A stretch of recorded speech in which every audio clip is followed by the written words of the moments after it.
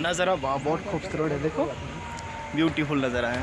ये साइड नज़ारा कितना अच्छा लगा, नज़ारा बहुत ब्यूटीफुल है, ग्रीनरी है, ऊपर से पहाड़ है और देखो सारी तरफ पहाड़ है इस साइड में। और जितना भी लगा है ना टी गार्डन है, मौसम भी काफ़ी सुहाना है और धूप भी आया हुआ है, इतना कोई ये नहीं है और काफ़ी खूबसूरत है। देखो वाह क्या सुपर है ना। जो टी गार्डन लगा के रखा है नीचे, देखो टी गार्डन कैसे लगाया हुआ है, मतलब हर तरह इसमें क्या मिट्टी भी नहीं गिरता और ऊपर से प्रोडक्शन भी अच्छा होता है। देखो एक से एक और तो ना नीचे तो गए, देखा कितना ब्यूटीफुल एरिया। और मुझे भी रहने के लिए अच्छा लगा, बहुत देखने में अच्छा लगा। देखो नज़ारा भी काफ़ी खूबसूरत है ना। और दिखाऊंगा उधर भी, ये साइड में देखो पूरा है ना, काफ़ी खूबसूरत है।